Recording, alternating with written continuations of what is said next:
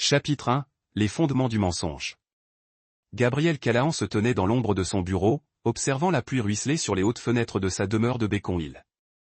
À 52 ans, il possédait le genre de prestance qui imposait au conseil d'administration et intimidait ses rivaux. 1,90 mètres de muscles disciplinés, un regard grisacier qui ne manquait de rien, et des mains qui avaient bâti un empire de la construction à partir de rien. Ces mêmes mains tenaient maintenant un verre de bourbon en cristal, le liquide ambré reflétant la lumière de la lampe comme de l'or liquide. La maison semblait différente ce soir-là, vide. Cela faisait 3 mois que le divorce avait été prononcé, 3 mois que Bridget était repartie avec la moitié de tout ce qu'il avait construit. Mais Gabriel Callahan n'était pas homme à s'avouer vaincu.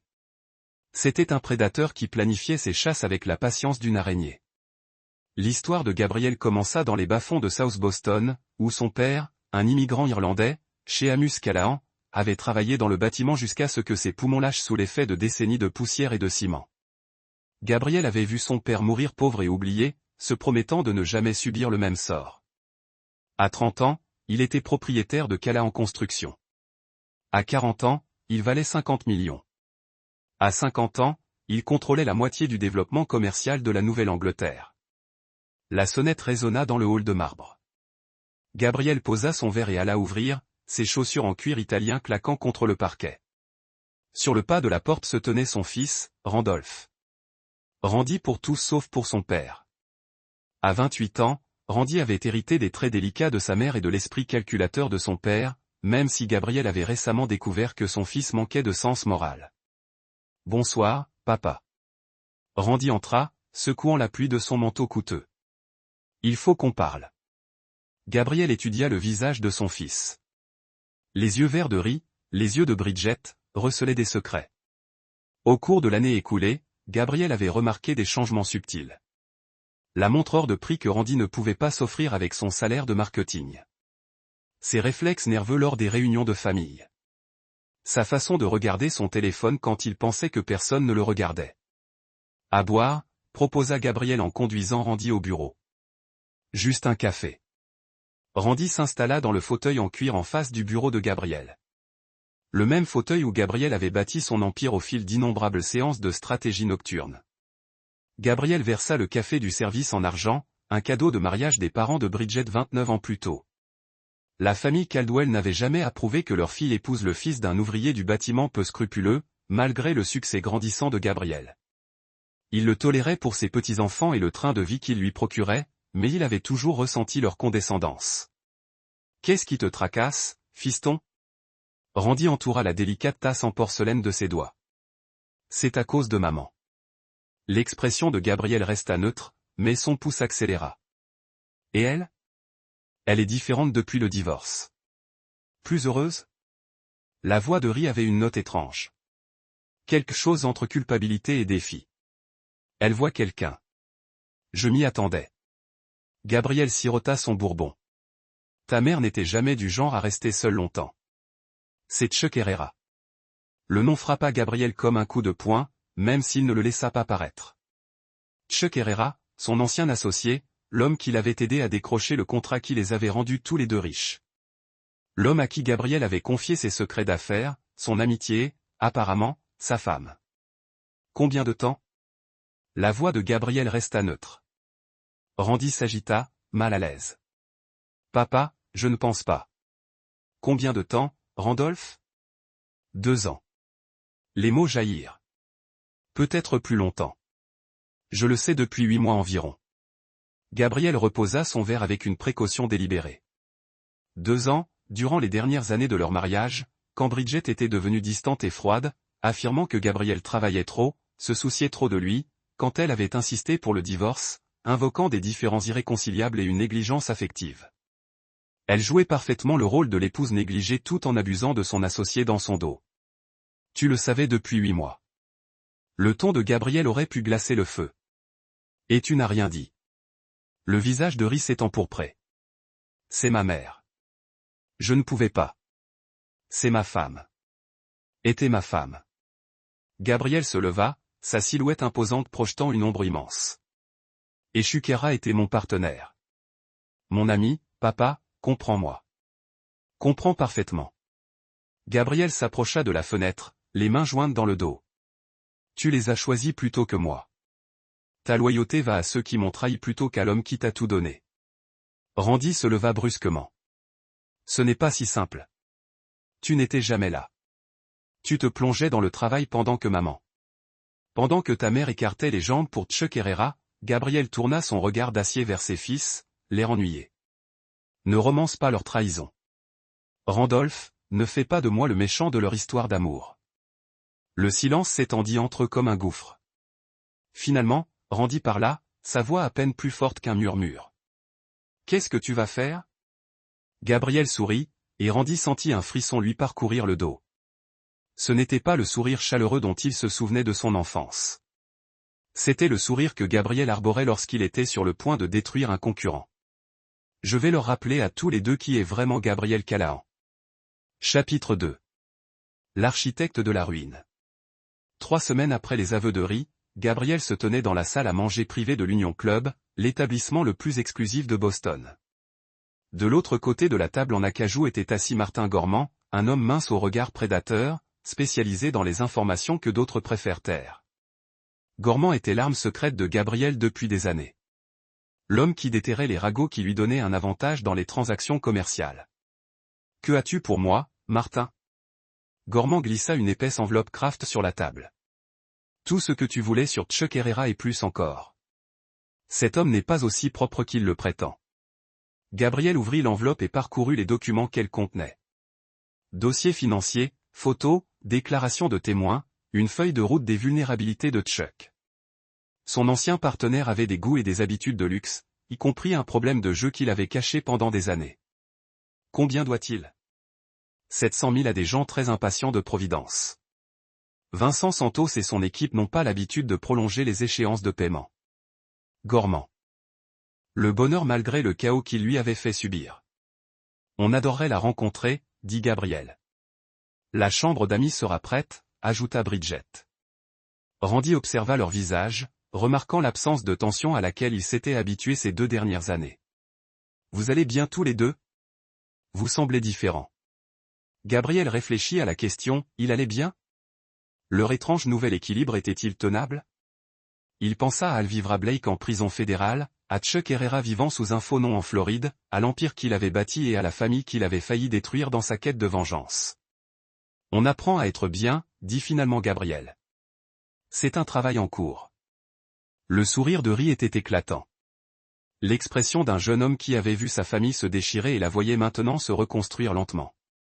C'est tout ce qu'on peut demander. En entrant ensemble dans la maison, Gabriel repensa au chemin qui les avait menés à ce moment. Il avait commencé comme un homme trahi, était devenu une force de destruction et de vengeance, et avait tant bien que mal trouvé un semblant de paix. Ce n'était pas la vie qu'il avait planifiée, mais c'était une vie avec laquelle il pouvait vivre. L'après-midi se passa en célébration. Randy racontait des anecdotes de Stanford. Bridget montrait son jardin et son bénévolat. Gabriel était tranquillement heureux de voir son fils devenir un homme de caractère et de conviction. À l'approche du soir, Randy se prépara à partir pour son hôtel, promettant de revenir le lendemain pour passer plus de temps en famille. « Papa » dit Randy tandis que Gabriel le raccompagnait à sa voiture. « Merci pourquoi? D'être redevenu l'homme qui m'a élevé. D'avoir donné à maman une chance de retrouver la sienne. » La voix de Ri était grave. « Adulte, je sais que ce n'était pas facile. Je sais que tu avais parfaitement le droit d'être en colère et amer, mais tu as choisi quelque chose de mieux. » Gabriel regarda son fils s'éloigner, puis retourna à la maison où Bridget nettoyait les restes de leur fête. Elle leva les yeux à son entrée, l'air interrogateur. « Ri a raison, dit Gabriel. J'ai choisi quelque chose de mieux. Nous l'avons fait tous les deux. » Bridget hocha la tête, la compréhension s'instaurant entre eux sans qu'il soit nécessaire d'expliquer. Ils avaient tous deux appris la même dure leçon.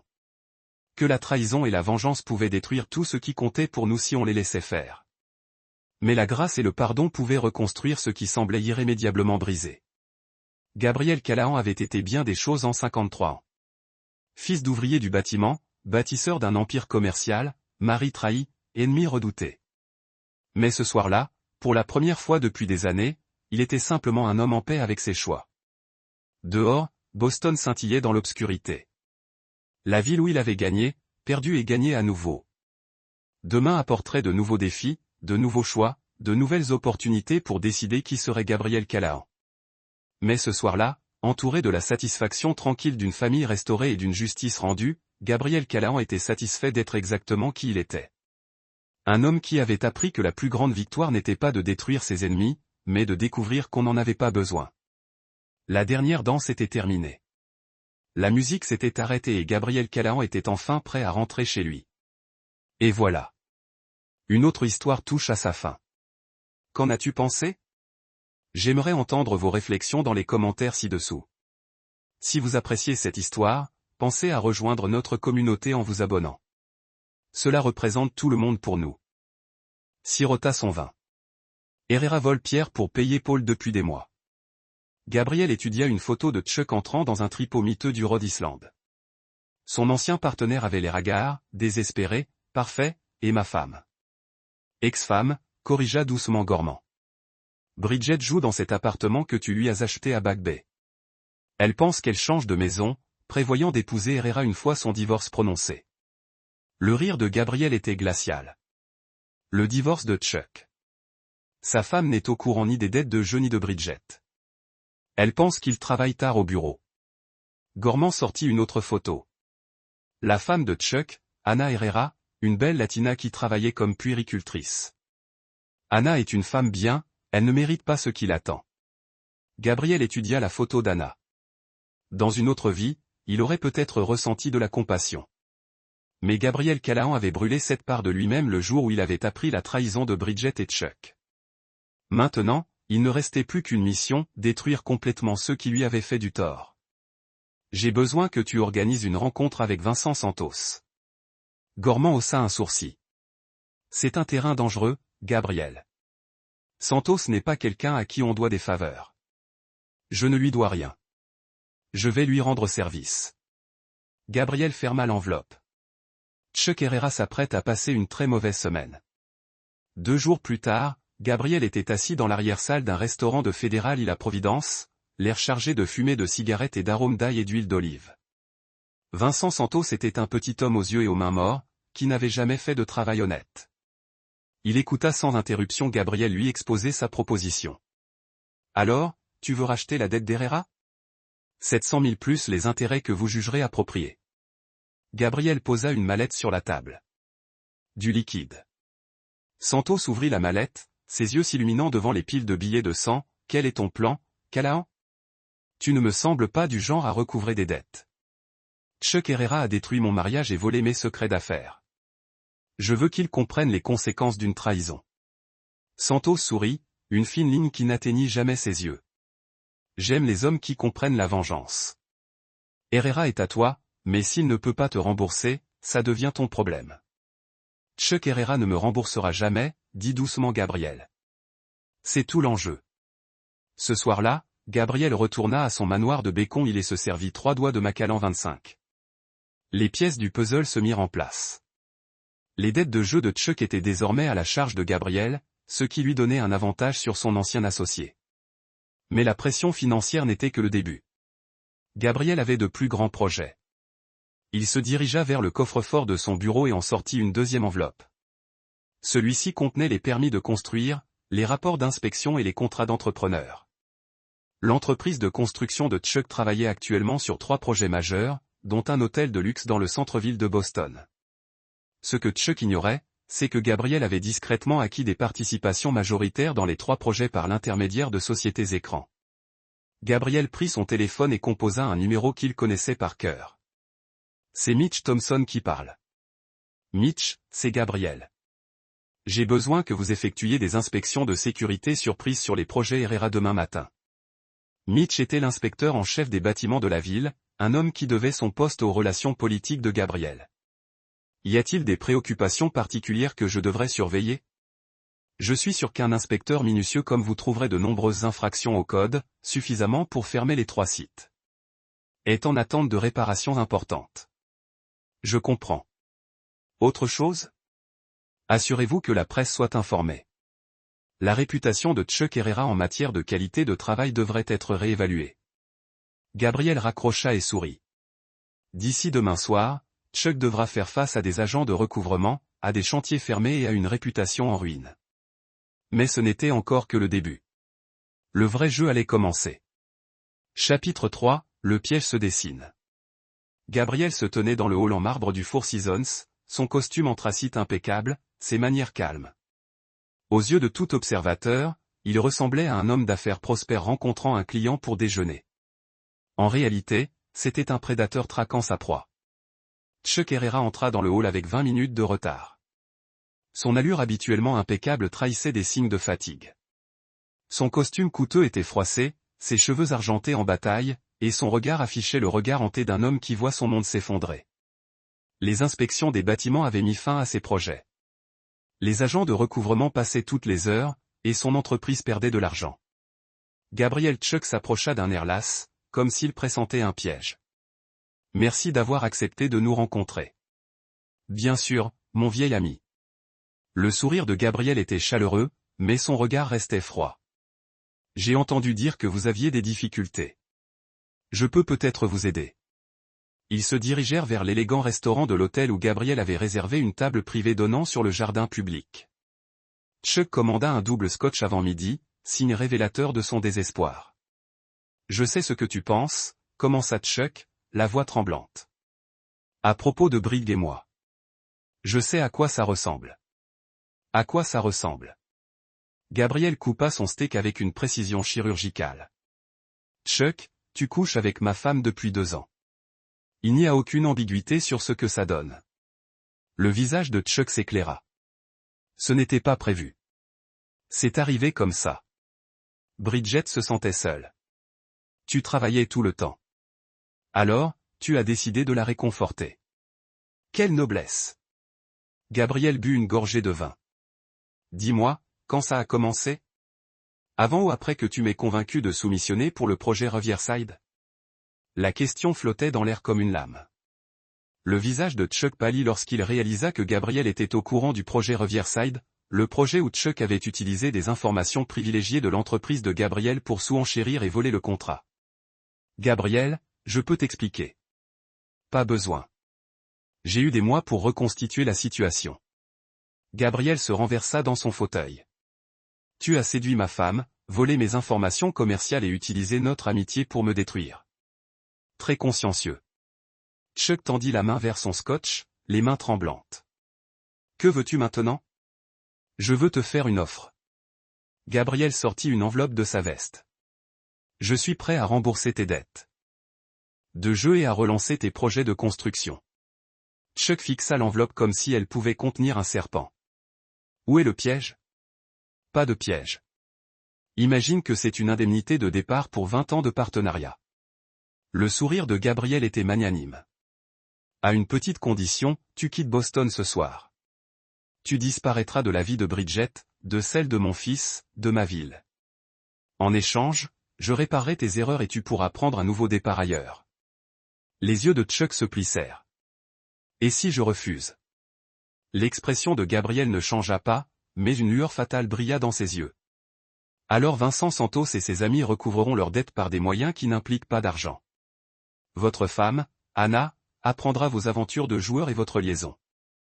Le service du bâtiment découvrira des défauts structurels dans vos précédents projets, qui pourraient donner lieu à des poursuites pénales, et Bridget comprendra que sa nuit et son armure brillante sont en réalité celles d'une joueuse infidèle et fauchée sur le point d'être arrêtée. » Le visage de Chuck se vida. « Fils de, je suis le fils de, tu as décidé de contrarier. » Gabriel laissa tomber l'enveloppe sur la table. « Tu as jusqu'à minuit pour décider. Choisis bien. » Gabriel laissa Chuck assis seul au restaurant, les yeux fixés sur l'enveloppe qui représentait à la fois le salut et l'exil. Mais la journée de Gabriel était loin d'être terminée. Son prochain arrêt était l'appartement de Bridget à Back Bay, où son ex-femme était sur le point de recevoir une nouvelle inattendue. Bridget ouvrit la porte en robe de chambre en soie, ses cheveux blonds parfaitement coiffés malgré l'heure de l'après-midi.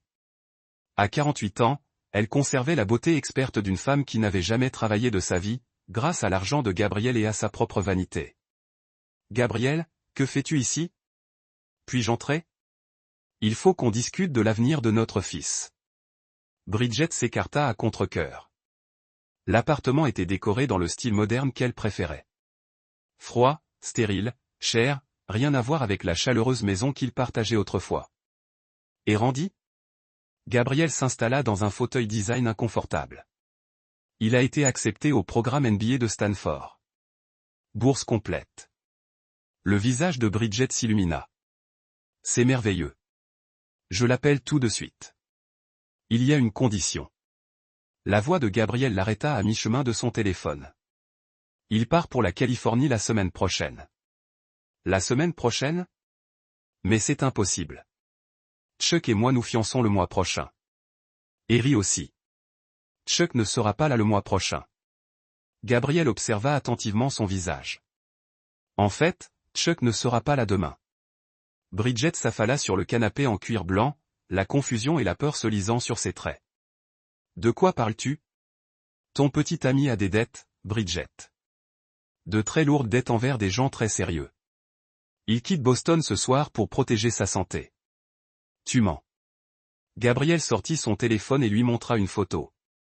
Chuck entrant dans un tripot de Rhode Island. 700 000 $ pour la mafia de Providence. A-t-il mentionné cela lors de vos soirées romantiques?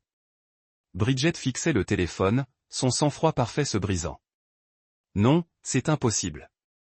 Chuck ne joue pas. Chuck fait beaucoup de choses que vous ignorez, y compris entretenir une femme et 2 enfants qu'il a commodément oublié de mentionner. La vérité a frappé Bridget comme un coup de poing. Elle croyait que Chuck était divorcé, quel était son nouveau départ, sa rédemption. Prendre conscience qu'elle n'était qu'un mensonge de plus dans un réseau de tromperie a brisé quelque chose en elle. Pourquoi me dis-tu ça? Gabriel se redressa, rajustant sa cravate. Parce que je veux que tu comprennes une chose très clairement. Tu as choisi de trahir notre mariage pour un homme qui te trahissait. Ton jugement est aussi mauvais que ton caractère. Les yeux de Bridget se remplirent de larmes, mais Gabriel n'éprouva aucune compassion. Que va-t-il se passer maintenant? Maintenant, tu apprends à vivre avec tes choix. Notre fils va à Stanford, loin de ce gâchis que tu as créé. Tu resteras à Boston et tu penseras à ce que tu as perdu. Gabriel se dirigea vers la porte. Oh, et Bridget, le fonds fiduciaire que tes parents ont créé pour toi. Je gère ces investissements depuis 20 ans. C'est incroyable comme l'argent peut mal tourner quand la mauvaise personne le gère. Le visage de Bridget devint blanc en comprenant les implications. Son argent familial, son filet de sécurité, son indépendance, tout était sous le contrôle de Gabriel depuis leur mariage. Tu ne peux pas faire ça. Tes avocats travaillent pour moi maintenant. Ce matin, j'ai engagé tous les avocats spécialisés en divorce compétents de Boston pour divers projets de conseil. La courtoisie professionnelle les empêche de travailler contre un client actuel. Gabriel s'arrêta à la porte, regardant la femme qui avait partagé son lit pendant près de 3 décennies. Elle paraissait petite et brisée sur le canapé coûteux, entourée du luxe vide qu'il lui avait offert. Au revoir, Bridget. Profite de ton indépendance. Chapitre 4. Le choix du fils. L'appel est arrivé à 2h17. Gabriel a répondu à la première sonnerie, comme s'il s'y attendait. Papa, c'est Randy. Chuck est parti. Gabriel s'est redressé dans son fauteuil en cuir où il attendait dans son bureau, un verre de bourbon tiédissant à la main. Comment ça, parti? Il a laissé un mot à maman. Il a dit qu'il devait disparaître. Que des gens le cherchaient. Elle est hystérique. La voix de Ri était tremblante, confuse. Elle m'a appelé en pleurant, disant, tu lui as fait quelque chose. J'ai simplement présenté à Chuck quelques faits sur sa situation. Ce qu'il a choisi d'en faire, c'était lui qui en avait décidé. La voix de Gabriel est restée calme, maîtrisée. Où es-tu maintenant? Chez maman, papa, elle est en train de s'effondrer. Elle l'aimait vraiment. Gabriel a ressenti une pointe de colère face à la compassion déplacée de son fils. Elle a adoré le mensonge qu'il a présenté. Le vrai Chuck Herrera était un joueur accro, avec une famille secrète et des dettes envers le crime organisé. Ta mère a choisi de croire à un fantasme. Peut-être, mais il n'y a pas de « mais », Randolph. Ta mère a détruit notre famille pour un mirage. Gabriel se tenait debout, faisant les 100 pas jusqu'à la fenêtre qui donnait sur son jardin méticuleusement entretenu. En parlant de choix, il faut qu'on parle de ton avenir. Un silence s'installa au téléphone. Finalement, Randy prit la parole, la voix prudente. Que veux-tu dire? Le programme de MBA de Stanford. Tu as été accepté avec une bourse complète. Les cours commencent le mois prochain. Papa, je n'ai jamais postulé à Stanford. Gabriel souriait dans l'obscurité. J'ai postulé pour toi. Tes relevés de notes de licence, mes lettres de recommandation et un don substantiel à leur école de commerce ont fait de toi un candidat intéressant. Je ne peux pas partir comme ça. J'ai un travail ici. Des responsabilités. Tes responsabilités sont envers ton avenir, pas envers la réparation des erreurs de ta mère. Le ton de Gabriel se durcit.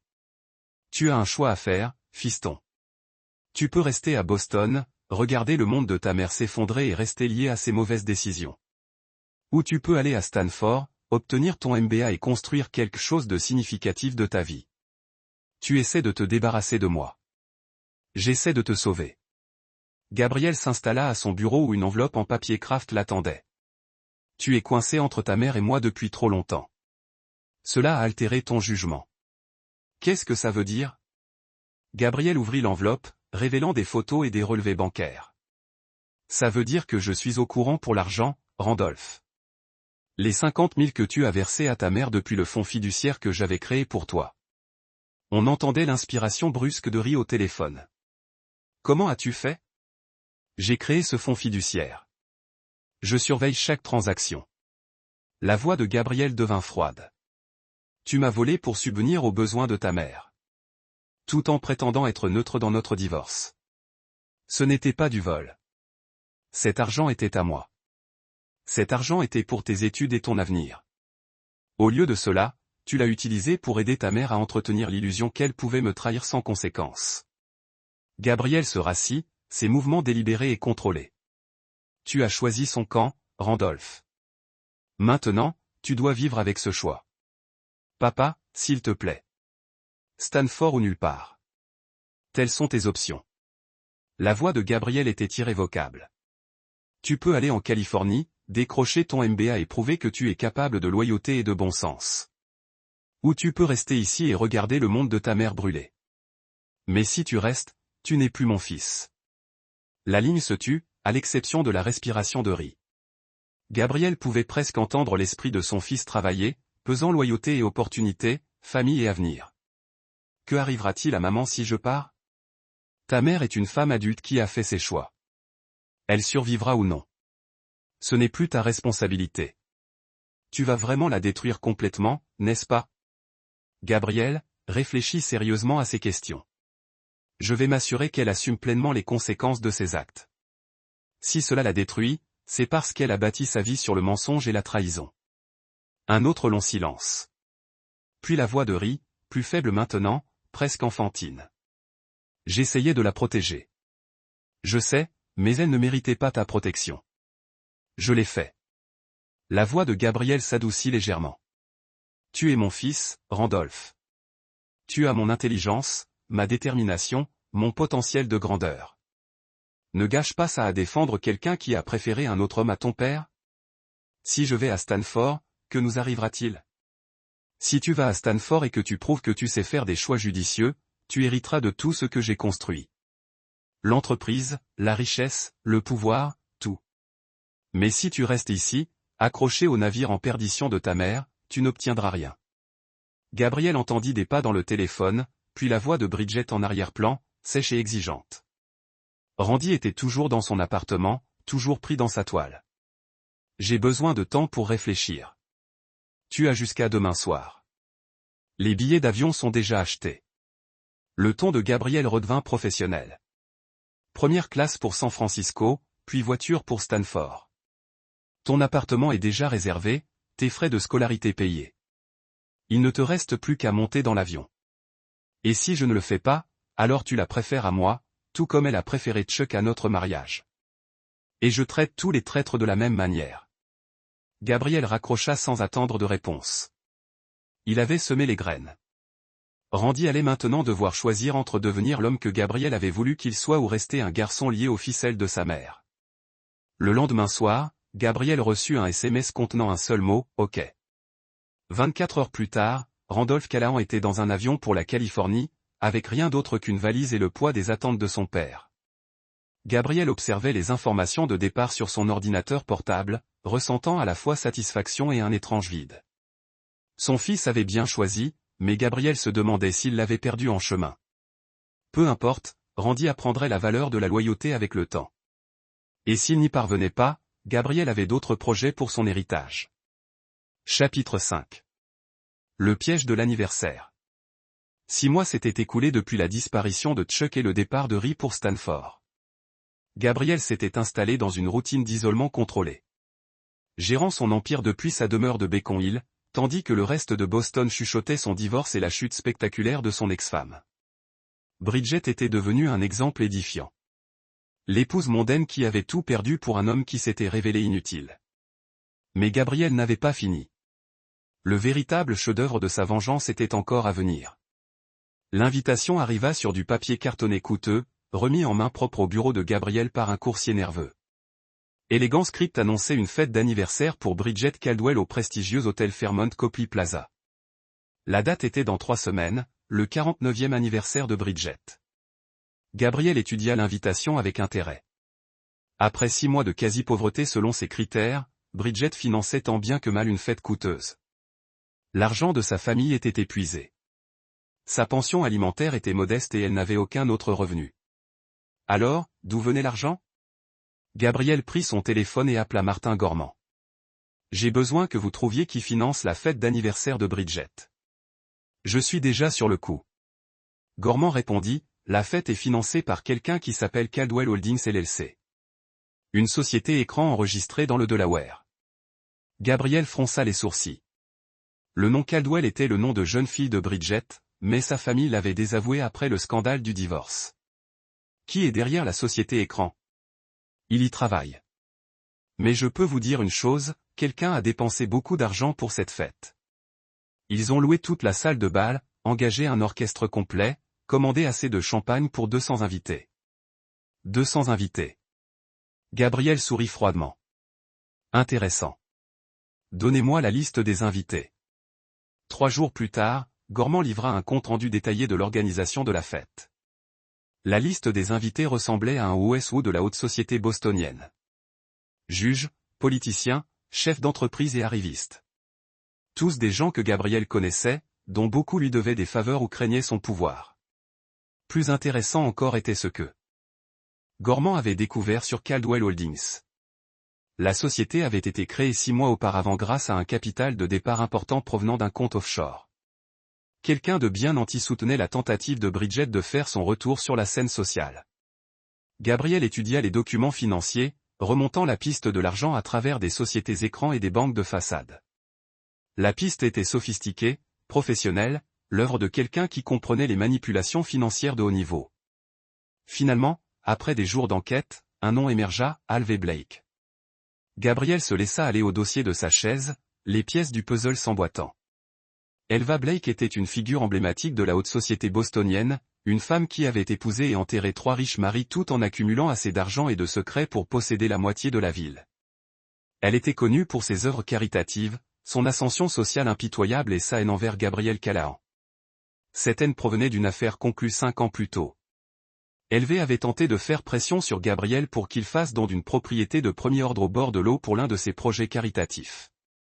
Devant le refus de Gabriel, elle avait tenté de faire condamner la propriété par des pressions politiques. Gabriel avait réagi en dénonçant l'évasion fiscale de son 3e mari au fisc, détruisant la réputation de sa famille et leur coûtant des millions de dollars en pénalité. Maintenant, elle utilisait Bridget comme une arme contre lui, finançant la résurrection sociale de son ex-femme pour humilier Gabriel publiquement. La fête d'anniversaire n'avait pas pour but de célébrer Bridget. Il s'agissait de montrer à la haute société bostonienne que Gabriel Callahan était invincible. Gabriel prit son téléphone et passa plusieurs appels. En quelques heures, ses soupçons furent confirmés. La moitié des invités avaient subi des pressions subtiles pour venir, se rappelant des faveurs qu'ils devaient à Elvira ou des menaces qu'elle proférait contre eux. La fête était conçue comme un camouflet spectaculaire envers Gabriel, une déclaration publique que son ex-femme l'avait dépassé. Gabriel sourit. Alva Blake venait de commettre l'erreur de sa vie. 2 semaines plus tard, Gabriel se tenait dans le bureau de sa demeure de Beacon Hill, ajustant son smoking devant le miroir ancien. Ce soir-là, c'était la fête d'anniversaire de Bridget, et Gabriel avait prévu des surprises. La première surprise fut sa présence. Il n'avait jamais répondu présent, mais son nom figurait sur toutes les listes d'invités exclusifs de Boston, et aucun autre n'oserait le refuser. La deuxième surprise fut le cadeau qu'il avait préparé pour son ex-femme. Pas un cadeau d'anniversaire traditionnel, mais quelque chose de bien plus significatif. La vérité. Le téléphone de Gabriel vibra, un texto de Randy lui parvint. « Papa, s'il te plaît, ne pars pas ce soir. Quoi que tu aies prévu, laisse tomber. » Gabriel répondit. « Certaines leçons ne s'apprennent qu'à la dure. Ta mère est sur le point de recevoir son diplôme. » Il effaça la réponse de riz sans la lire. Son fils comprendrait un jour. Les hommes comme Gabriel Callahan ne pardonnaient pas et n'oubliaient pas. Il s'assurait que la trahison avait des conséquences suffisamment graves pour décourager toute trahison future. Gabriel enfila ses boutons de manchette en platine et se dirigea vers la porte. La vraie fête allait commencer. Chapitre 6. La révélation. La salle de bal du Fairmont CPP Play Plaza scintillait comme dans un conte de fées. Des lustres en cristal projetaient une lumière chaleureuse sur des centaines d'invités vêtus de leurs plus belles tenues de soirée, tandis qu'un orchestre complet jouait des classiques depuis la terrasse. Bridget tenait la cour au centre de tout cela, rayonnante dans une robe argentée qui coûtait probablement plus cher que ce que la plupart des gens gagnaient en un mois. Gabriel franchit la porte principale. Sa présence fut immédiatement remarquée par ceux qui étaient assez proches pour le reconnaître. Un murmure de murmures le suivit tandis qu'il se frayait un chemin à travers la foule, saluant poliment ses associés et anciens amis. Beaucoup semblaient surpris de le voir. D'autres semblaient clairement mal à l'aise. Gabriel Callahan, ronronna une voix derrière lui. Quelle surprise! Gabriel se tourna vers Elvie Blake, resplendissante dans sa soie vert émeraude et ses diamants suffisants pour financer un petit pays. À 73 ans, elle restait redoutable, le regard perçant, une élégance cruelle et une totale inconscience. Elvira, quelle fête! Très généreuse de votre part de financer la petite fête de Bridget. Le sourire d'Elvira était fin comme un rasoir. Je ne comprends pas ce que vous voulez dire. Bien sûr que non. Caldwell Holdings est un nom assez inspirant pour une société écran. Très subtil. Gabriel accepta une coupe de champagne d'un serveur qui passait. Mais je suis curieux de connaître vos motivations. Tu te fiches sûrement du bonheur de mon ex-femme. Moi, je me soucie de la justice. Tu as détruit la vie de cette pauvre femme par méchanceté. Gabriel rit, attirant d'autres invités à monter sur scène. Pauvre femme. Bridget a choisi de commettre l'adultère avec mon associé. Elle a détruit sa propre vie par ses choix. Elle a commis une erreur. Elle en a commis de nombreuses. L'adultère était simplement la plus flagrante. Le regard de Gabriel se posa sur Bridget de l'autre côté de la pièce, entourée d'admirateurs. Mais ce soir, il ne s'agit pas de se souvenir des erreurs passées. Ce soir, il s'agit de révéler les vérités actuelles. Le visage d'Elvira se crispa. De quoi parles-tu? Tu verras. Gabriel leva une coupe de champagne pour un toast moqueur. Joyeux anniversaire, Bridget. Comme appelée par ces mots, Bridget apparut aux côtés de Gabriel, le visage rouge de champagne et de triomphe. Elle était belle, confiante, et complètement inconsciente du piège qui se refermait sur elle. Gabriel, je ne m'attendais pas à ce que tu viennes. Sa voix était légèrement rauque. Elle avait fêté ça avec enthousiasme. Je ne manquerai pas ton anniversaire. 49 ans est toujours aussi magnifique. Le sourire de Gabriel était chaleureux, presque affectueux. Vous avez l'air radieux. Le bonheur vous va à merveille. Bridget se languit sous le compliment. Sa garde baissée par l'alcool et le succès de la soirée. Merci. C'est très gentil. J'ai un cadeau pour toi. Les yeux de Bridget s'illuminèrent de curiosité. Vous n'en aviez pas besoin. Oh, mais je l'ai fait. Gabriel fouilla dans sa veste et en sortit une enveloppe. Quelque chose de spécial pour une femme spéciale lors de sa journée spéciale. La foule autour d'eux s'était agrandie, attirée par le spectacle du couple divorcé le plus tristement célèbre de Boston interagissant civilement. Elva Blake regardait avec un malaise croissant, sentant que quelque chose n'allait pas, mais incapable d'identifier la menace. Bridget ouvrit l'enveloppe avec des doigts délicats, son sourire éclatant d'impatience. À l'intérieur se trouvaient des photographies, plusieurs images en noir et blanc qui faisaient perdre toute couleur à son visage. Qu'est-ce que c'est, murmura-t-elle. Souvenir d'anniversaire, a déclaré Gabrielle assez fort pour que la foule environnante l'entende. Certaines de mes photos préférées de toi au cours des 6 derniers mois. Bridget regardait les photos, ses mains commençant à trembler. Les images la montraient entrant et sortant d'un petit appartement à Cambridge, toujours accompagnée du même homme, un grand personnage aux cheveux noirs dans la trentaine. Gabrielle, s'il te plaît. S'il vous plaît, quoi? S'il vous plaît, ne partagez pas votre bonheur avec vos amis. La voix de Gabrielle résonnait clairement dans la salle de bal. Tout le monde devrait être au courant de votre nouvelle relation. Après tout, c'est ce que l'on fête vraiment ce soir, n'est-ce pas? L'orchestre a continué à jouer, mais les conversations autour d'eux s'étaient arrêtées. Les invités se penchaient, s'efforçant d'entendre ce qui se passait. Alvra Blake s'avança, le visage pâle. Gabrielle, quel que soit le jeu auquel tu joues, pas de jeu, juste une révélation. Gabrielle prit une autre photo de l'enveloppe. Celle-ci plus claire que les autres. Mesdames et messieurs, j'aimerais vous présenter le nouveau petit ami de Bridget, Doug Daly. Le nom s'est propagé dans la foule comme une onde de choc. Doug Daly était connu dans les cercles de Boston. Un bel escroc spécialisé dans la séduction de femmes âgées riches, leur épuisement et leur disparition. C'est un homme d'affaires légitime. Restaurant. Il ne possède rien. La voix de Gabrielle était douce, presque sympathique. Doug Daly est un gigolo professionnel qui cible les femmes récemment divorcées avec de l'argent. Tu es son dernier marque, Bridget. L'appartement où il vous emmène est loué à la semaine. Les restaurants qu'il prétend posséder, ils l'ont viré pour avoir volé une caisse. Les jambes de Bridget lâchèrent et elle serait tombée si Gabrielle ne lui avait pas attrapé le bras. Les photographies étaient dispersées sur le sol en marbre. Les preuves de sa dernière humiliation se sont répandues à la vue de tous. Mais il m'aime, murmura-t-elle, la voix brisée. Il a dit qu'il m'aimait. Il adore votre pension alimentaire et l'argent qu'Alvara vous a donné pour cette fête. Gabrielle l'a aidé à s'asseoir à proximité. Ses mouvements étaient prudents et presque tendres. Où est Doug ce soir? Gabrielle a vérifié sa montre. Probablement à l'aéroport de Logan. Son vol pour Miami part dans environ 20 minutes. Il a vidé le compte de la fête cet après-midi, qui était censé payer pour la restauration et la musique de ce soir, comme si sur Q, le chef du groupe s'est approché avec une expression embarrassée, cherchant clairement un paiement qui ne viendrait jamais. L'humiliation. La fête qu'elle pensait être son retour triomphal. À la société était en fait pris en otage. Les invités venus fêter son anniversaire assistaient à sa destruction complète. Mesdames et messieurs, annonça Gabrielle à la salle de bal silencieuse. J'ai bien peur que la fête soit terminée. Le financement a été interrompu. Elvira Blake se fraya un chemin à travers la foule, le visage tordu par la rage. Vous avez orchestré ça. Vous l'avez piégé. Je n'ai fait que révéler la vérité. La voix de Gabrielle était calme et raisonnable. Doug Daly a trouvé Bridget tout seul. Leur relation était réelle, dans les paramètres de ce que Doug appelle réel. Je l'ai simplement documenté. Vous la détruisez. Non, dit doucement Gabrielle, regardant la forme brisée de Bridget. Elle s'est détruite.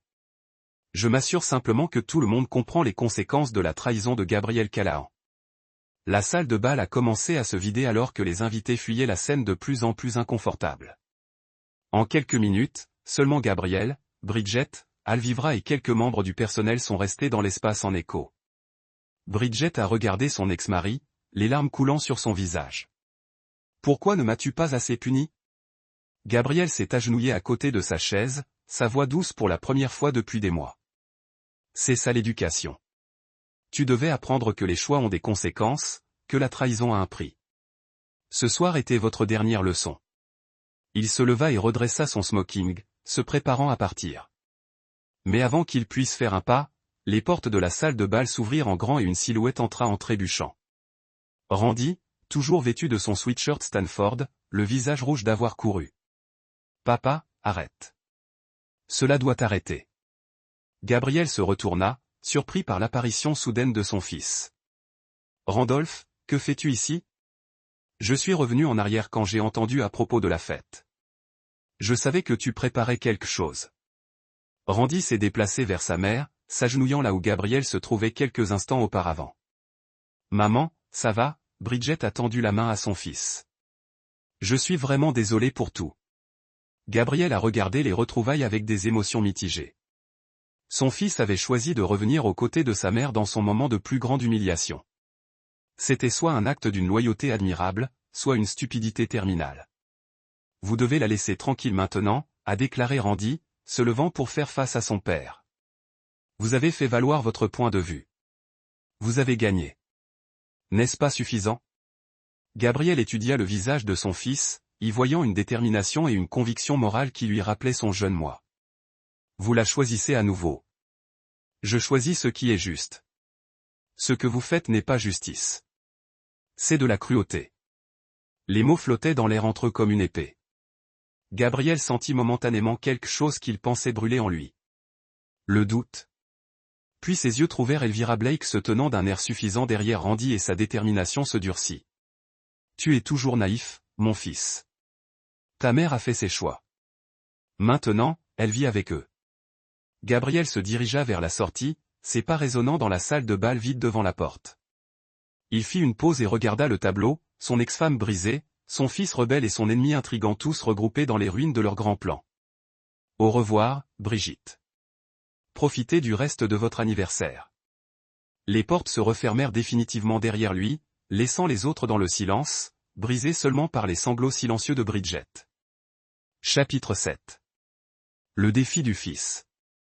Gabriel était assis dans son bureau à 3 heures du matin, regardant les flammes dansantes de sa cheminée. Les événements du Fairmont lui traversaient l'esprit comme un film qu'il ne pouvait pas arrêter.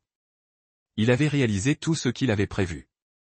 Bridget a été publiquement humiliée. Le plan d'Halvey Blake s'était retourné contre lui de façon spectaculaire, et la société de Boston avait compris que croiser Gabriel Callahan avait des conséquences. Alors pourquoi se sentait-il si vide? Le carillon de la sonnette résonna dans tout le manoir. Gabriel jeta un coup d'œil au moniteur de sécurité et vit Randy debout sur le pas de sa porte, toujours vêtu du sweatshirt Stanford, le visage déterminé. Gabriel envisagea d'ignorer la cloche, mais la curiosité l'emporta. Il a ouvert la porte et a trouvé son fils tenant une valise et arborant une expression que Gabriel n'avait pas vue depuis que Randy avait 12 ans et avait décidé de tenir tête à un tyran du quartier. Nous devons parler. Gabriel s'écarta, permettant à Randy d'entrer. Ils se dirigèrent vers le bureau en silence, le poids des événements de la soirée pesant entre eux comme une présence physique. Comment va ta mère? Sous sédation, Alvivra l'a emmenée chez elle à Brooklyn. Randy posa sa valise et fit face à son père. Elle survivra, mais quelque chose s'est brisé en elle ce soir. Quelque chose qui pourrait ne pas guérir. Gabriel s'est servi un bourbon, sans en offrir un à son fils. Bridget a toujours été fragile lorsque la réalité s'immisce dans ses fantasmes. Elle est fragile car vous avez passé 6 mois à détruire systématiquement tout ce qui lui tenait à cœur. La voix de Ri se brisa d'émotion. Papa, ce que tu as fait ce soir, ce n'était pas justice. C'était une torture. C'était l'éducation.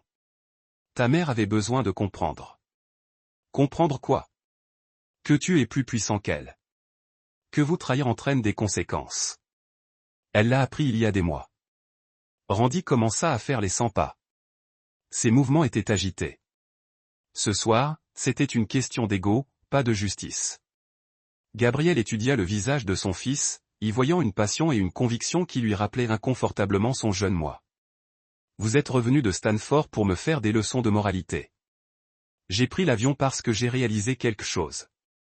Tu es en train de devenir le genre d'homme que tu m'as toujours appris à mépriser.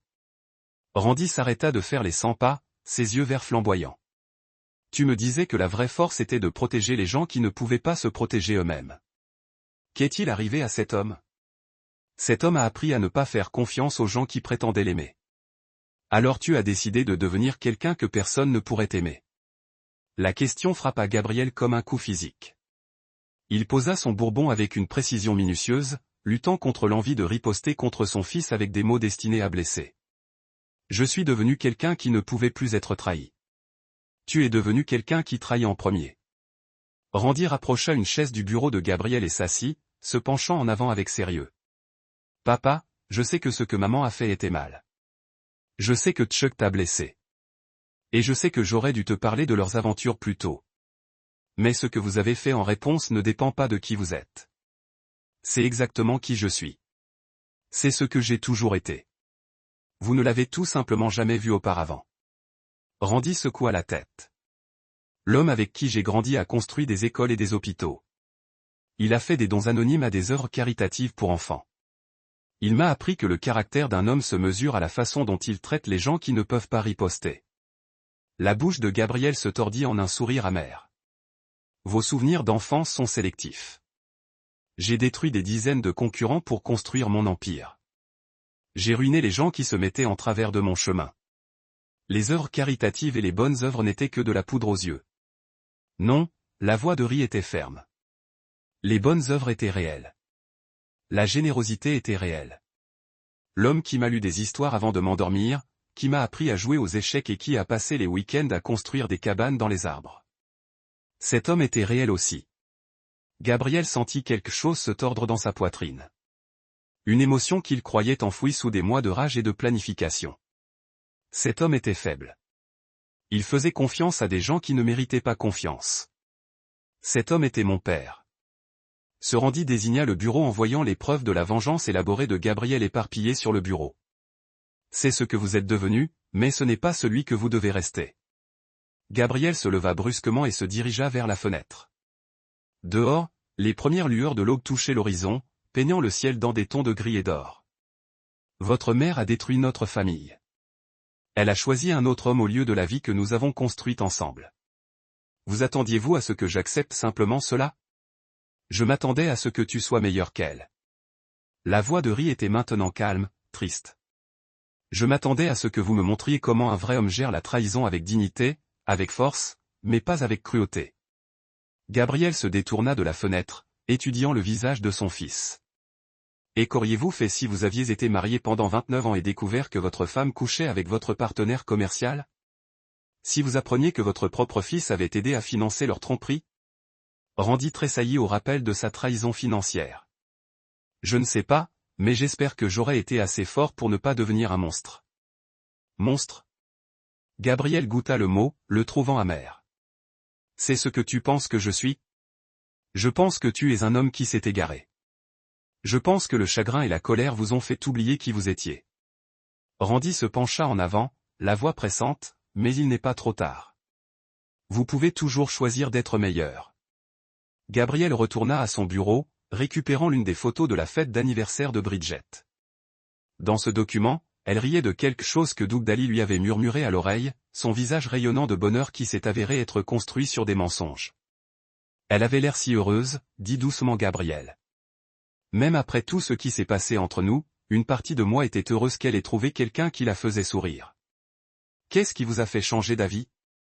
J'ai réalisé qu'il l'utilisait de la même manière que Chuck l'utilisait. Elle a le talent de choisir des hommes qui la voient comme un moyen pour parvenir à une fin. Gabriel déposa la photo. Au moins, Chuck l'aimait à sa manière. Doug la voyait juste comme un salaire. Randy resta alors silencieux pendant un long moment. Alors tu la sauves de lui. Je l'ai exposé pour ce qu'il était devant 200 personnes de la manière la plus humiliante possible. La mâchoire de Gabriel se serra. Elle avait besoin d'apprendre. Elle avait besoin de protection, pas d'humiliation. Elle avait besoin de quelqu'un qui se soucie d'elle pour l'aider à voir la vérité avec douceur. En privé. La voix de Ri devint plus forte. Elle avait besoin que l'homme qu'il aimait depuis 29 ans se souvienne que l'amour ne disparaît pas simplement parce que quelqu'un le trahit. Gabriel regarda son fils, y voyant une maturité et une sagesse qui le surprirent. Tu penses que je l'aime toujours? Je pense que tu aimes la femme qu'elle était. La femme qu'elle pourrait redevenir si quelqu'un l'aidait au lieu de la détruire. Randy se dirigeait vers sa valise. Mais ce n'est pas pour ça que je suis ici. Pourquoi es-tu ici? Randy a ouvert la fermeture éclair de la valise et en a sorti une enveloppe en papier craft. Parce qu'Elvie Blake n'en a pas fini avec toi. Elle a engagé Doug Daly pour séduire maman. La tête de Gabriel se releva brusquement. Quoi? Doug Daly ne travaillait pas seul. Elva l'a embauché il y a 6 mois pour retrouver maman, lui faire une romance et drainer toutes les ressources qui lui restaient.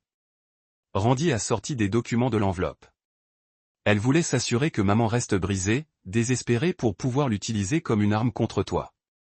Gabriel a pris les documents, scanner les relevés bancaires et les virements électroniques qui ont dressé un tableau clair. L.V. Blake avait financé l'ensemble des opérations de Doug Daly, depuis ses vêtements coûteux jusqu'à son appartement loué en passant par ses fausses déclarations de restaurant. Elle voulait que maman soit publiquement humiliée ce soir. Randy a poursuivi, elle voulait que vous soyez considéré comme l'homme qui a détruit son ex-femme si complètement qu'elle est tombée amoureuse d'un escroc évident. Cela était censé retourner la société de Boston contre vous de façon permanente. Gabrielle sentit la rage monter dans sa poitrine, mais cette fois, elle n'était pas dirigée contre Bridget ni même contre Doug Daly. Elvira Blake avait manipulé la solitude et le désespoir de son ex-femme, utilisant sa douleur comme une arme dans leur guerre privée. Comment as-tu découvert ça? Doug a appelé maman depuis l'aéroport. Il se sentait coupable de lui avoir pris son argent et voulait avouer avant de disparaître. La voix de Ri était amère. Il lui a tout raconté sur les paiements d'Elvira, sur le projet de t'humilier par son intermédiaire. Maman a enregistré l'appel. Gabrielle étudia les documents plus attentivement, son esprit réfléchissant déjà aux implications. Elvira avait surestimé sa main, laissant une trace de preuve qui pourrait la détruire. Que veux-tu que je fasse de cette information? Randy croisa régulièrement le regard de son père. Je veux que tu décides qui tu es vraiment. L'homme qui détruit les gens pour se venger ou l'homme qui protège les gens de ceux qui voudraient les utiliser. Gabrielle a déposé les documents et a regardé son fils, il l'a vraiment regardé.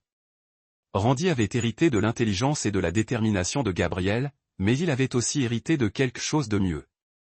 Une boussole morale qui indiquait la justice plutôt que la vengeance. Tu me demandes de pardonner à ta mère.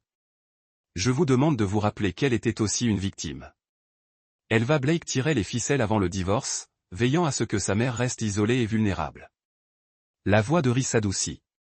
Elle a utilisé la culpabilité et la solitude de maman contre elle, tout comme il a utilisé ses erreurs contre elle. Gabriel resta silencieux pendant un long moment, regardant le feu s'éteindre. Finalement, il parla sans regarder son fils. Que voudrais-tu que je fasse? Aide-la. Protégez-la d'Elvira. Montre-moi que le père dont je me souviens, l'homme qui m'a appris l'honneur et la justice, est toujours là quelque part. Gabriel se leva et se dirigea vers son coffre-fort, en retirant une autre enveloppe. Votre mère n'est pas la seule victime des manigances d'Alva Blake. Il a remis à Randy l'enveloppe contenant des dossiers financiers et des documents juridiques. Alva détruit systématiquement les familles de ses ennemis depuis des décennies. Le travail caritatif pour lequel elle est célèbre, elle l'utilise pour blanchir de l'argent et cacher les avoirs de ses victimes.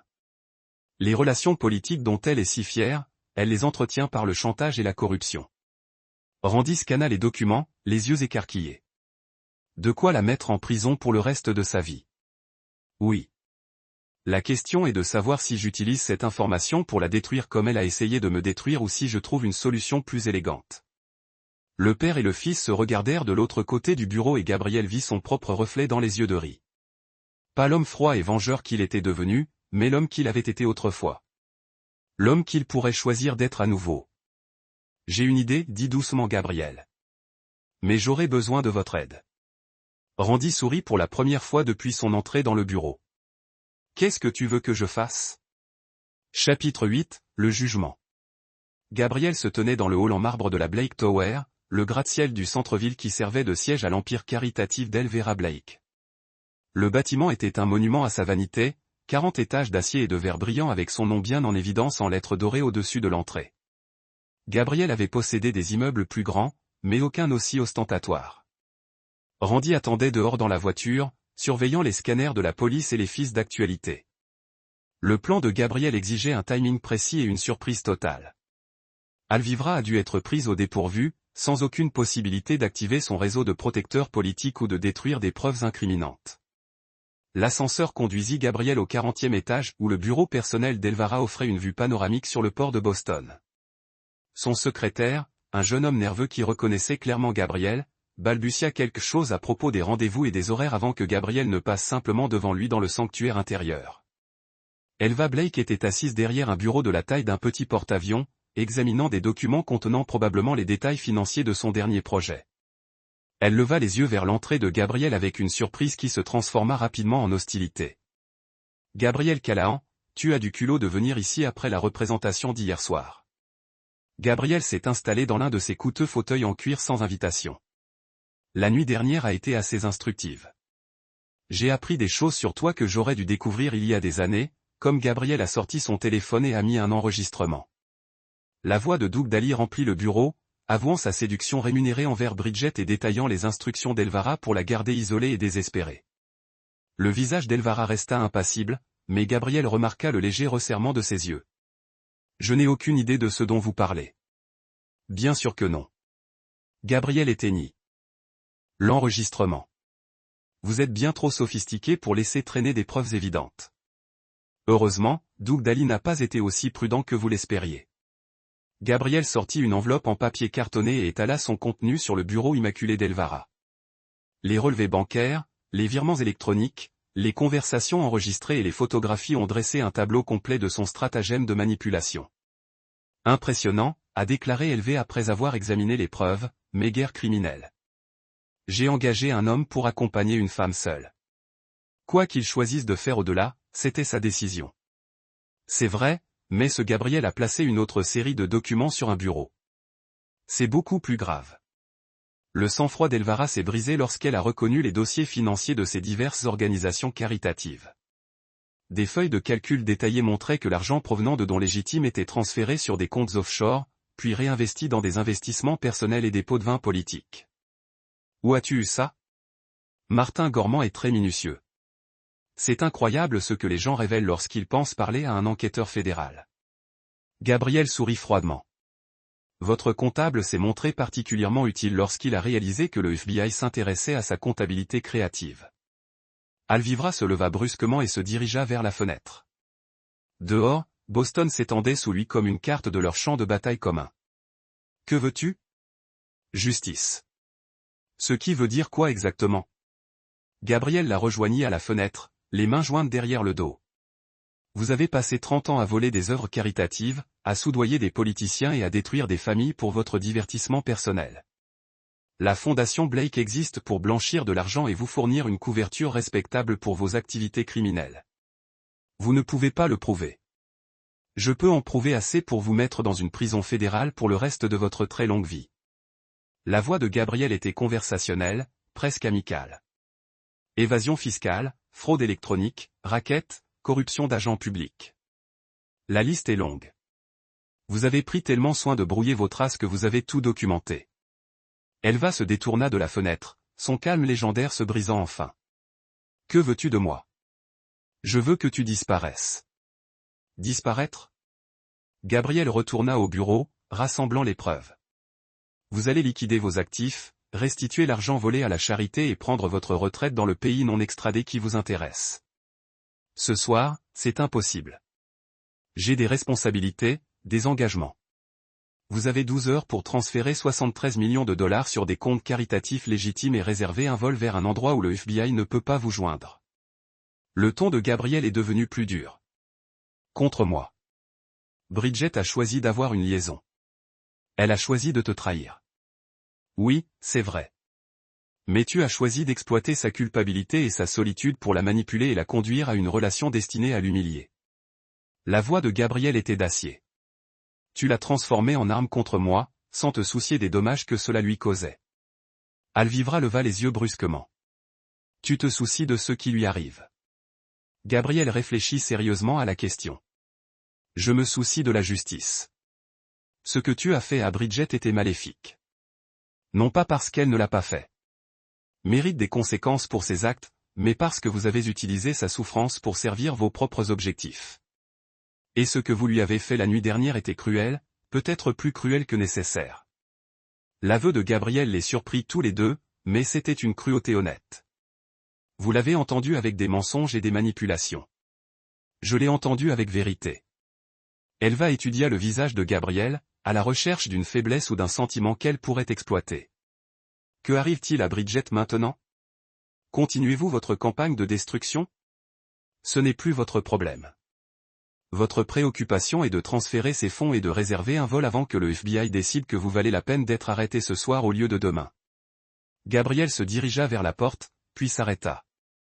Oh, et Elva, le comptable qui a été si utile, il est déjà en détention fédérale avec 3 de vos contacts politiques et un gestionnaire de vos comptes offshore. Vous voudrez peut-être vous dépêcher. Le visage d'Elvara pâlit alors que l'ampleur de l'opération de Gabriel devenait claire. Pendant qu'elle préparait l'humiliation de Bridget, Gabriel démantelait systématiquement l'ensemble de son réseau criminel. Votre fils de Gabriel a souri, l'expression chaleureuse et sincèrement heureuse. Je suis le fils d'un ouvrier du bâtiment honnête qui m'a appris qu'il y a des conséquences à voler à des gens qui ne peuvent pas riposter. Considérez cela comme son héritage.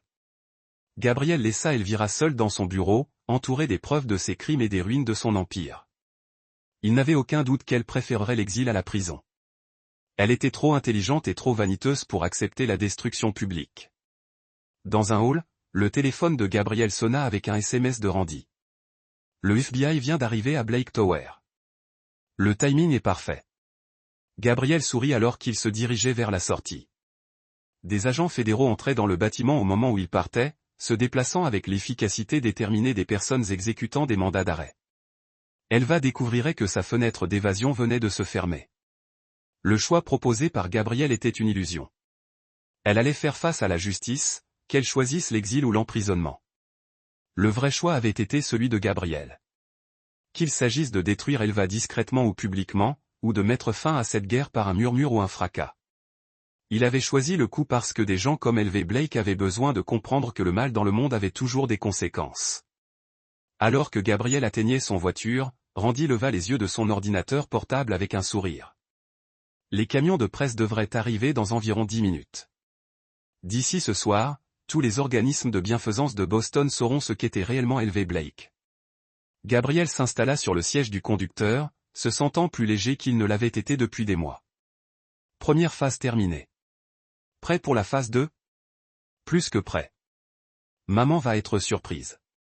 Gabriel démarra le moteur, s'éloignant de la Blake Tower alors que les agents du FBI inondaient le bâtiment. Votre mère a eu assez de surprises pour toute une vie. La suite devrait être nettement plus agréable. Alors qu'il traversait le centre-ville de Boston, Gabriel réfléchissait aux événements de l'année écoulée. Il avait décidé de détruire ceux qui l'avaient trahi, et il avait réussi au-delà de ses espérances les plus folles. Mais à un moment donné, la mission avait changé. Il se battait désormais pour quelque chose de plus important que la vengeance. Il luttait pour la rédemption. Chapitre 9. La dernière danse. 6 mois après que l'arrestation d'Elva Blake ait fait la une des journaux nationaux, Gabriel se tenait dans la cuisine d'une modeste maison coloniale de Lexington, préparant du café et écoutant les informations du matin. L'encre était discutée de la condamnation de Blake. 15 ans de prison fédérale pour fraude caritative, évasion fiscale et racket. Gabriel éprouvait une satisfaction qui n'avait rien à voir avec la vengeance, mais qui avait tout à voir avec la justice rendue. La maison appartenait à Bridget. Gabriel l'avait achetée discrètement par l'intermédiaire d'une société écran, puis Randy avait organisé pour elle une participation à une tombola caritative à laquelle elle n'avait jamais participé. C'était plus petit que ce à quoi elle avait été habituée pendant leur mariage, mais c'était dans un bon quartier et était doté d'un fonds en fiducie qui couvrirait les dépenses et assurerait la dignité sans extravagance. Bridget apparut sur le seuil de la cuisine, vêtue d'une simple robe bleue et du genre de sourire que Gabriel n'avait pas vu depuis des années. Les 6 derniers mois ont été transformateurs pour elle. La thérapie, le service communautaire et le travail honnête en tant que bénévole en alphabétisation lui avaient donné un but au-delà de l'ascension sociale et de l'apitoiement sur elle-même. « Tu es là tôt », dit-elle en acceptant la tasse de café qu'il lui offrit. « Le vol de riz arrive dans 2 heures. Je voulais m'assurer que tout était prêt pour sa célébration de remise des diplômes. » Le sourire de Bridget s'élargit. Je n'arrive toujours pas à croire qu'il termine son MBA un semestre plus tôt. Nous élevons un jeune homme impressionnant. Gabriel étudia le visage de son ex-femme, notant des changements qui n'avaient rien à voir avec l'apparence physique. La soif désespérée de statut et de validation avait disparu, remplacée par quelque chose de plus profond et de plus authentique. Elle avait l'air plus jeune, plus comme la femme dont il était tombé amoureux il y a 30 ans. Il tient son éthique de travail de toi, dit Gabriel diplomatiquement. Et sa boussole morale de toi, Bridget se dirigea vers la fenêtre, regardant le jardin qu'elle cultivait. Gabriel, nous devons parler de nous. Gabriel assit sa tasse de café, reconnaissant le ton sérieux. Et nous? J'ai pensé ces 2 dernières années à ce que j'ai fait, à ce que tu as fait, à ce que nous sommes devenus. Bridget s'est détournée de la fenêtre, croisant son regard directement. Je veux m'excuser. Bridget, s'il te plaît, laisse-moi dire ça. Elle a pris une profonde inspiration. J'ai détruit notre mariage. Non pas parce que tu as trop travaillé ou parce que nous nous sommes séparés, mais parce que j'étais égoïste et faible et que j'ai fait des choix terribles. Mais rester avec lui pendant 2 ans, c'était une trahison de tout ce que nous avons construit ensemble. Gabriel est resté silencieux, la laissant parler. Ce que tu as fait après, la vengeance, l'humiliation, la destruction systématique de ma vie, c'était cruel et dévastateur. J'avais besoin de comprendre les conséquences de mes actes. J'avais besoin de tout perdre pour réaliser ce que j'avais jeté. Je suis allé trop loin, dit doucement Gabriel. Surtout lors de votre fête d'anniversaire. Vous ne méritiez pas ce niveau d'humiliation publique. Peut-être que je l'ai fait. Peut-être que j'avais besoin que tout le monde voie ce que je deviens pour pouvoir enfin le voir moi-même. Bridget se rapprocha, son expression sérieuse. Mais voici ce que je veux que vous sachiez. Ces 6 derniers mois vivant dans cette maison que tu m'as secrètement achetée, recevant la gentillesse de l'homme que j'ai trahi, cela m'a appris quelque chose d'important, c'est que Gabriel Callahan est toujours l'homme dont je suis tombée amoureuse. Sous toute cette colère et ce besoin de vengeance, vous êtes toujours la personne qui fait la lecture aux enfants de l'hôpital et qui construit des terrains de jeu pour les quartiers pauvres. Les yeux de Bridget se remplirent de larmes qu'elle n'essaya pas de cacher. Vous auriez pu me détruire complètement. Au lieu de cela, tu m'as sauvé pour moi. Gabriel sentit quelque chose bouger dans sa poitrine. Un relâchement du signe de tête de rage et d'attention blessée porté depuis 2 ans. Je ne suis pas le même homme que tu as épousé, Brigitte. Ce qui s'est passé entre nous m'a changé. Cela nous a changés tous les deux. La question est de savoir si nous pouvons changer pour le mieux. Bridget tendit timidement la main, lui touchant la main. Je ne te demande pas de me pardonner. Je ne demande pas une autre chance de nous marier, mais je demande si nous pouvons trouver le chemin de l'amitié. Pour le bien de Ri et pour le nôtre. Gabriel baissa les yeux sur sa main, couvrant la sienne, se souvenant de toutes les années où ils avaient été heureux ensemble. La trahison faisait toujours mal, et le ferait probablement toujours, mais la rage s'était éteinte depuis des mois. Ce qui restait était quelque chose de plus complexe. De l'affection mêlée de lassitude. Un amour tempéré par une sagesse durement gagnée. Ami, dit-il finalement. Je pense que je peux gérer ça. Bridget sourit à travers ses larmes. Merci. Le bruit d'une voiture dans l'allée interrompit ce moment. Par la fenêtre, il pouvait voir Randy sortir d'un taxi, sa casquette de diplôme perchée sur la tête et son étui de diplôme MBA à la main. Notre fils est à la maison, dit doucement Bridget. Gabriel lui serra doucement la main, puis la relâcha. Ça. Allons lui souhaiter la bienvenue. Ils se dirigèrent ensemble vers la porte d'entrée et Gabriel ressentit un étrange sentiment d'accomplissement. Il avait décidé de détruire les gens qu'il avait trahis. Et en chemin, il a découvert quelque chose de plus précieux que la vengeance. La possibilité de rédemption, pas seulement pour Bridget et Randy, mais pour lui-même. Randy monta les marches d'un bond, le visage rayonnant d'accomplissement et de bonheur. Maman, papa. Il les serra tous les deux dans ses bras avec enthousiasme. J'ai réussi. J'ai obtenu mon diplôme, une offre de stage chez Goldman Sachs et j'ai rencontré quelqu'un de spécial. Je veux que vous le rencontriez tous les deux. Quelqu'un de spécial, demanda Bridget avec la curiosité d'une mère. Elle s'appelle Lauren Reed. Elle est brillante, belle, et elle aime vraiment passer du temps avec moi malgré mes problèmes familiaux douteux. Randy sourit à ses parents. J'ai pensé la ramener à la maison pour Thanksgiving, si vous êtes d'accord. Gabriel et Bridget échangèrent un regard. Anciens conjoints qui se comprenaient suffisamment pour communiquer sans mots. Ils pensaient la même chose. Leur fils avait trouvé.